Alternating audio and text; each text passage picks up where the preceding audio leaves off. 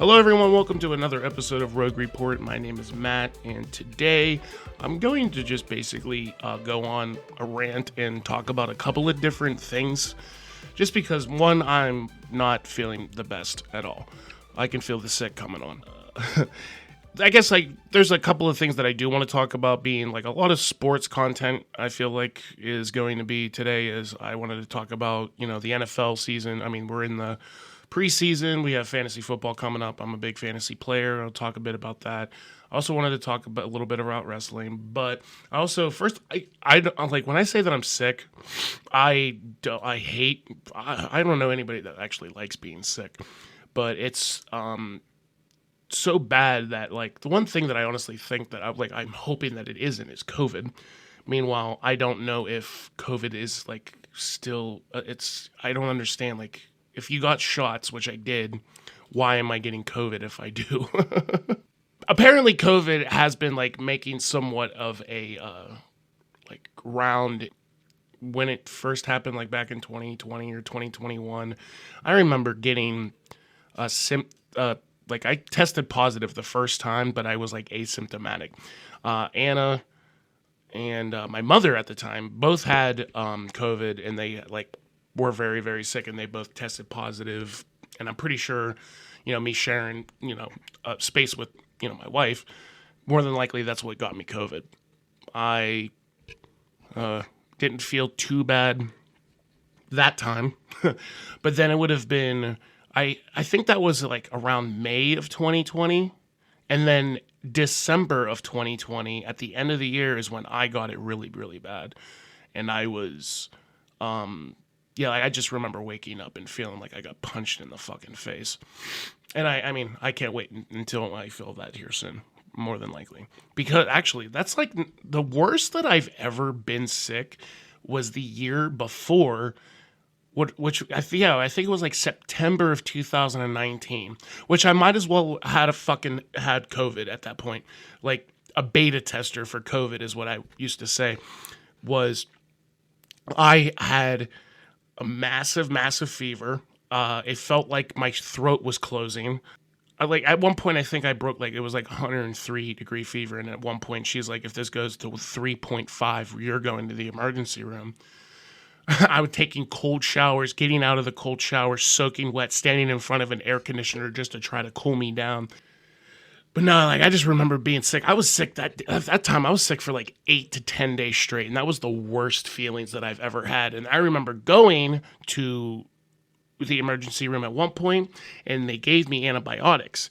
And I think it's called Bactrim, if I'm not mistaken, is a very popular antibiotic for the same shit, I guess. That stuff is not good for me at all.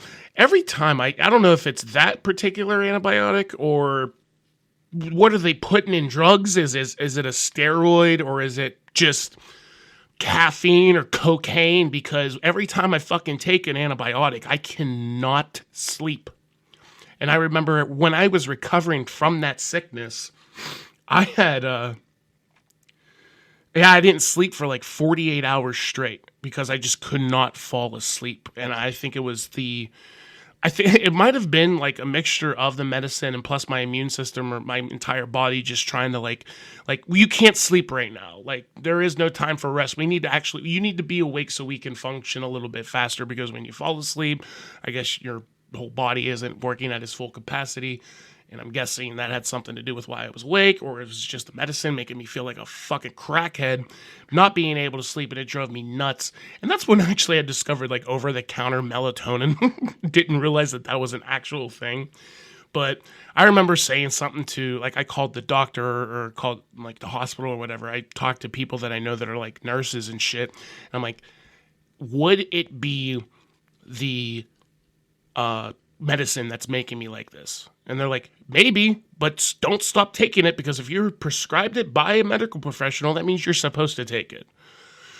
So I remember taking it, but like I remember going to work and working like an 8 or 10 hour shift on like 48 hours of no sleep, and I just shook the entire time. I was just shaking. I shook for probably like 2 or 3 days in a row where I just could not settle the fuck down.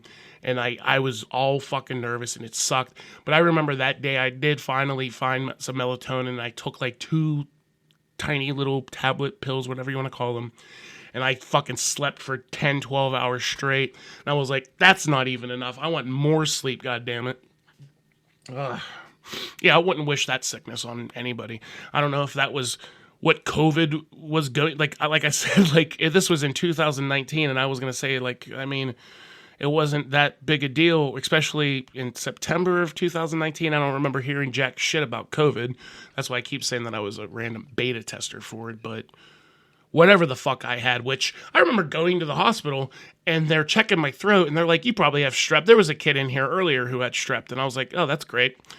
They came back, I was like, the test, did it come back strep? And they're like, no, it didn't. I'm like, all right, what do I have? And they're like, you have some sort of viral infection. What is it? We don't know. Okay, cool. This is a fun hospital, I guess. But fuck that. Fuck being sick. It fucking sucks, dude. It really does.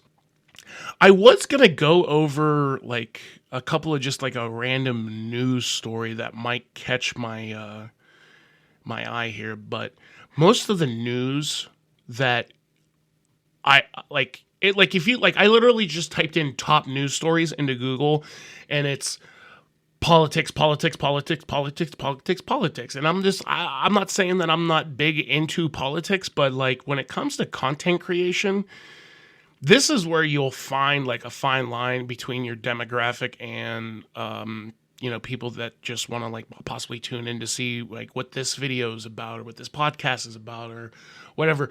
Not a lot of people are going to put out their political affiliations inside of content creation. I feel like it's just, I mean, I know that some people do. Like, I mean, yeah, like, especially if you're somebody who's famous as fucking like Joe Rogan or somebody who has his platform where people can come on to his show.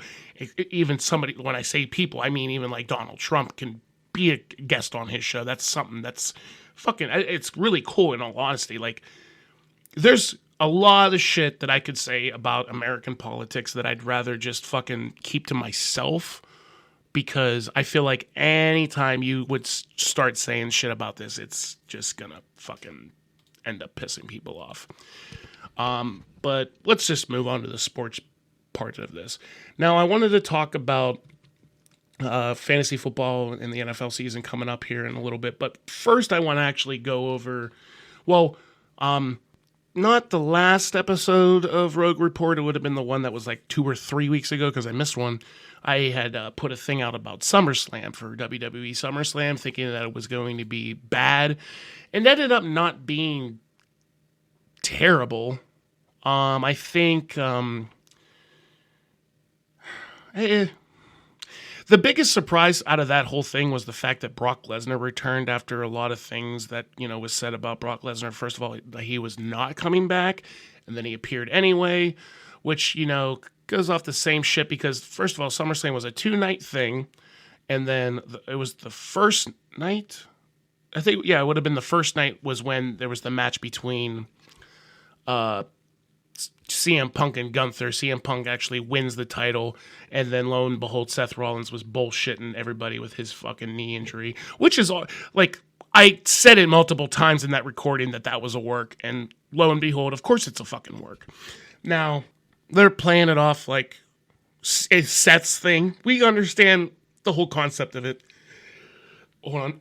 Excuse me. Oh, it's so bad. I hate the sick. It's so bad. Anyway. SummerSlam's grade for me, like, I actually had low expectations for it, so when I was watching it wasn't bad.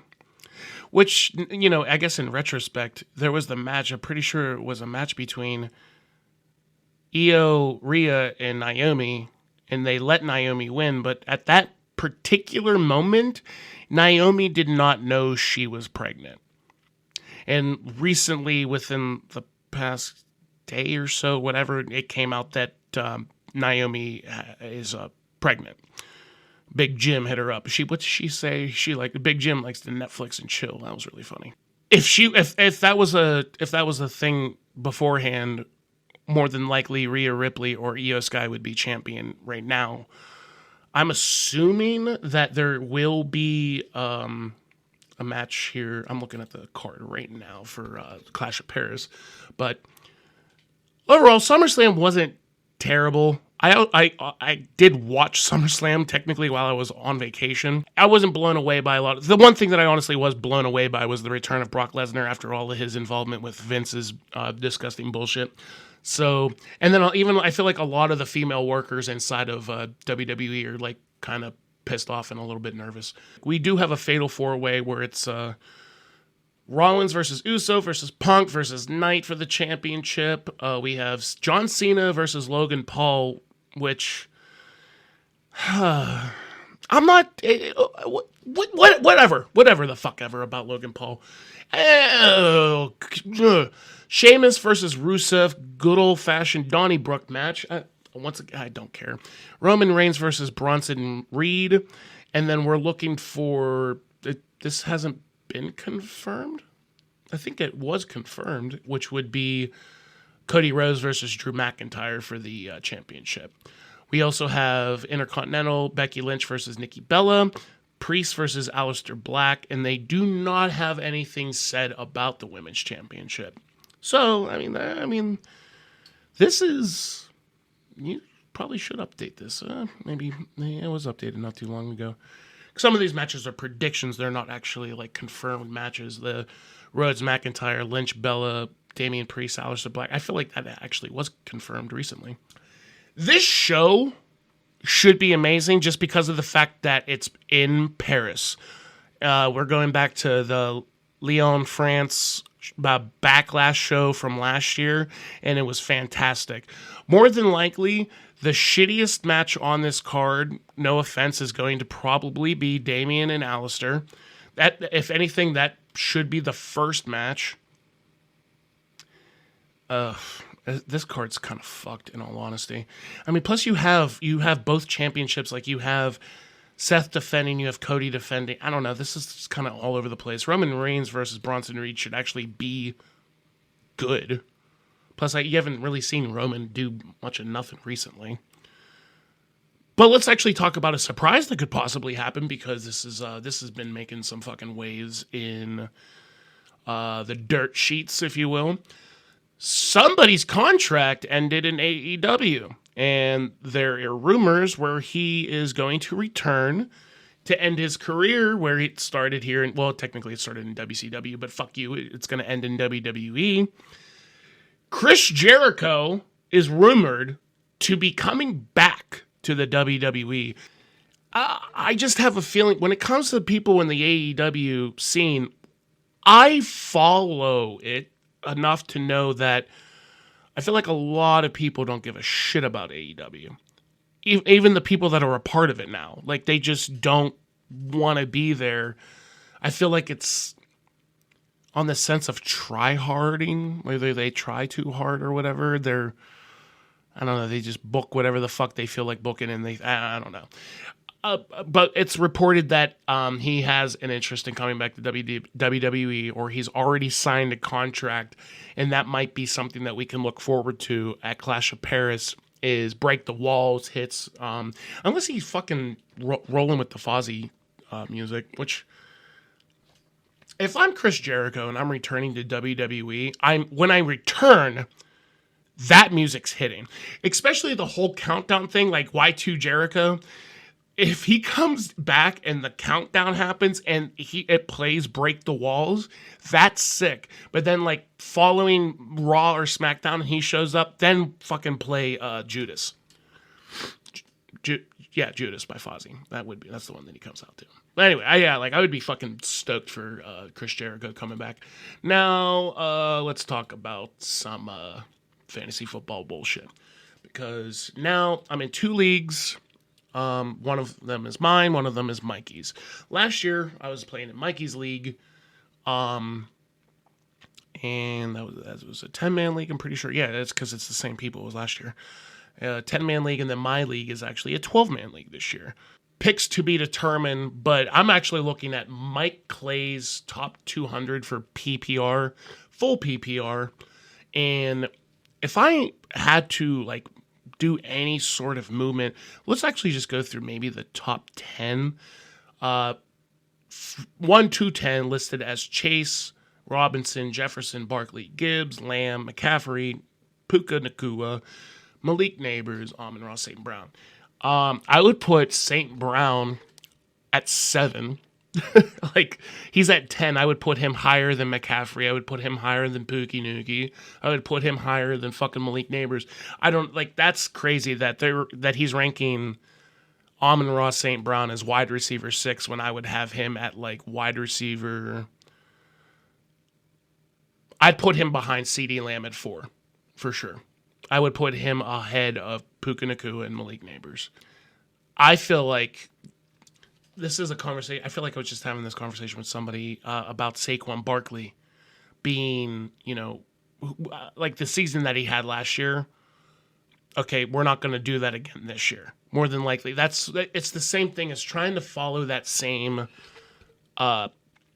breakout season that somebody has. Even I don't want to consider that a breakout season. I mean, he did switch teams and then just dominated, and then they went to win a Super Bowl. But I'm nervous when it comes to Saquon Barkley this year. And like I said, this ranking that I'm looking at is on ESPN from Mike Clay's full PPR rankings. We play on Yahoo, and their rankings are probably a lot different. Actually, I'm pretty sure that Saquon is 3rd, Jahmyr Gibbs is 4th, and then Justin Jefferson's 5th. But if we're going by full PPR, this does make a lot of sense. Who is running back? Jahmyr Gibbs. Okay.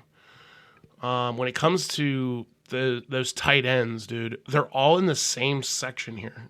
Well, no, they're not. Wait a minute. What happened here?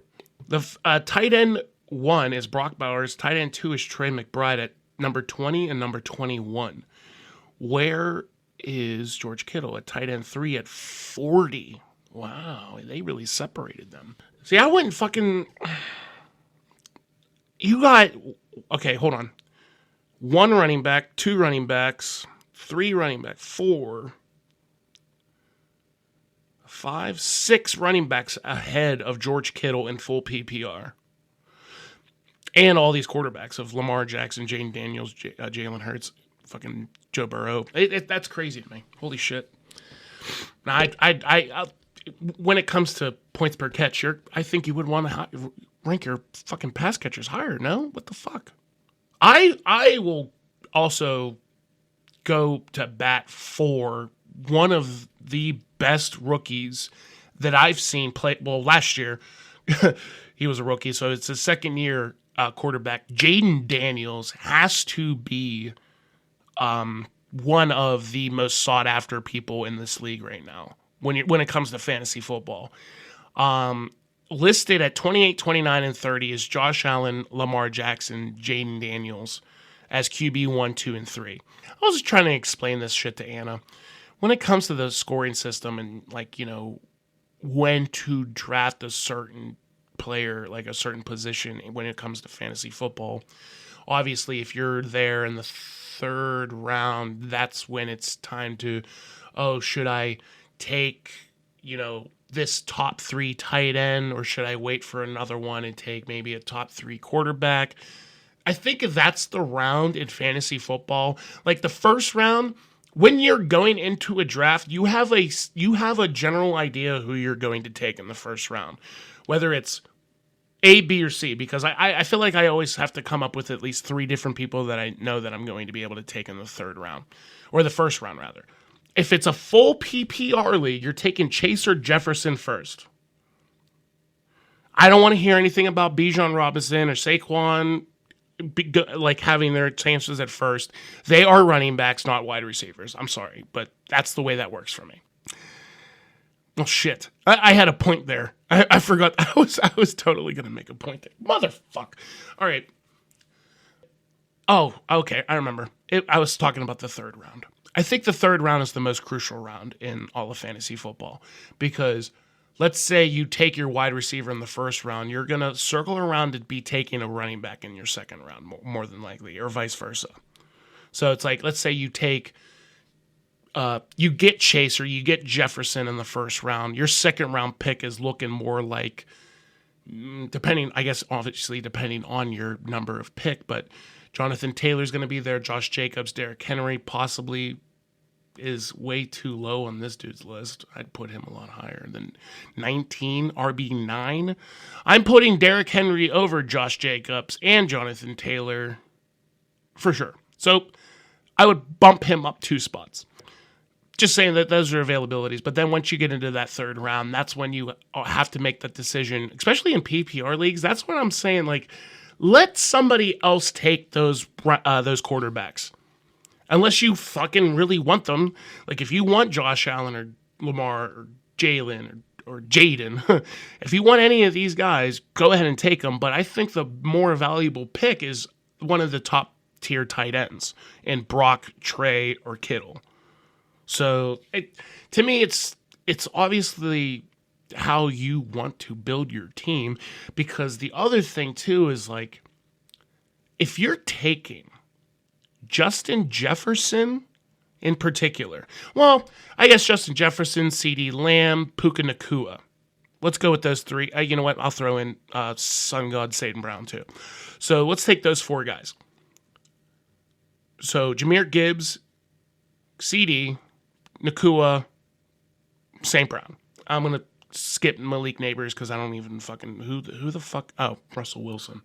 Anyway, what I was getting at is stacking players with quarterbacks and wide receivers. So if you take Justin Jefferson, fuck looking for anybody else that's not J.J. McCarthy. I mean, pick up... Maybe, because JJ's not going to be, you're not going to draft him until like maybe the 9th, 10th round, maybe even the 11th round. Stick with somebody earlier. Baker Mayfield would be available. That's a okay name. I mean, fucking dude, Justin Fields might be somebody. Same thing with Dak Prescott. If you get CeeDee Lamb, stack Dak Prescott. If you get Puka Nacua, fuck it, stack Matt Stafford. If you get St. Brown, stack Jared Goff. I love doing it. It's one of my favorite things for fantasy football because it kind of just gives you a leg up, especially if it's the quarterback and their number 1 target on their team. So if Trey McBride ends up being Kyler Murray's number 1 target, if Brock Bowers ends up being Geno Smith's number 1 target.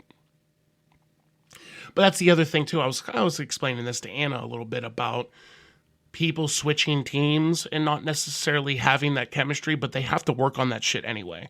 Especially even this. Ashton Genty is a rookie running back for the Raiders, and he is ranked as RB5, and he is ranked number 11th on this list. Why? I would put Devon A-Chain over him.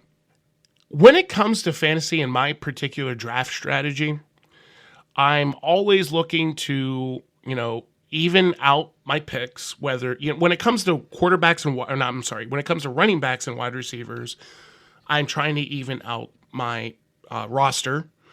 Also, normal drafts or normal leagues have 15 spots. I actually add an extra bench slot, which is kind of like an extra IR slot, but I don't want it to be an IR slot. I want it to be an actual bench slot. And then I also have my scoring system set up. I'll fucking explain that a little later.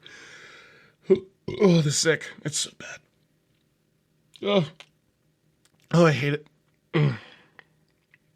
Try to even it out. Try to stack if you can. But then again, if you get a stack, like last year, like my dumbass, I did have a good stack. I literally drafted A.J. Brown and Jalen Hurts last year. And they started off the season not great, so I decided to trade them away.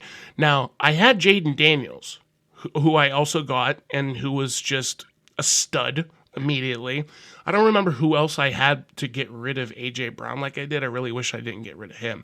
Trading away Jalen Hurts, I think I got out of that trade. That's where CMC came in. I got CMC through a trade. I don't know if it was that one where it was A.J. Brown and Jalen Hurts for CMC straight up like that. There was something else. I'm excited. There's a couple of lower names on this list. Like I said, like at number 40 on this list is George Kittle. He needs to be way the fuck up higher than that. Like, I mean, there's a lot of people that I think that I would reorganize this list a little bit much. Like my wide receiver one is Jamar Chase. My running back one is, I guess it is Bijan, just because it's literally everybody else's. Any other list that I've looked at where it comes to top 200, whether it's full point, half point, or no PPR, it's always Jamar Chase and Bijan. That's just how it happens. And then 3 through whatever is completely different. My quarterback one would be Josh Allen, but my QB2 is Jayden Daniels for sure. I think my wide receiver 2 is Justin Jefferson for sure. I think my RB2 is not Saquon Barkley, it is Jahmyr Gibbs. The Texans defense being ranked number 1 on Michael Clay makes me nervous, actually. Maybe I should look into that. I'll let you know, because my drafts are coming up this weekend, so keep your ear to the ground for the next episode and to figure out how terrible my drafts actually went because I talked too much shit. Hopefully I actually have decent teams, and I'm not upset. But yeah, I'm going to go ahead and wrap this episode up. Thank you for tuning in to another episode of the Rogue Report podcast. Please check out my channel for other content. Video game content. We have the other podcast, the SCP podcast. And I got a couple of random things coming up. I will actually say this now, because we're actually at the end of August almost. September might be a month of just podcast releases, maybe a gameplay video here and there. But that's because for the month of October, I'm honestly trying to plan around releasing a piece of content each day in October leading up to the 24th, which I think would be like, well, technically I created this channel in late of August, but I didn't post anything until like late October. So that being like my year mark on YouTube for me. So I think it's the 24th. It was supposed to be like a week before Halloween, is how I planned that out. So I'm trying to do something for the month of October where I post a video at least every day and trying to come up with some content. I want to do some scary stuff for the month of October as well. Thinking about playing the game Mortuary Assistant. I'm hoping for Directive 8020. I don't know when that's coming out, but I want to play that immediately. Other horror games, feel free to comment with a suggestion on a horror game that I should play. I'm going to look up all the cheap ones. I'm going to possibly play a lot of stuff on Steam, because it's easier to access a lot of indie horror shit on Steam than it is on Xbox, even though Xbox has been releasing a lot of indie stuff recently. But anyway, hopefully you're looking forward to that as much as I am. Keep your ear to the ground for the next episode, and until then, we will see you. Bye-bye.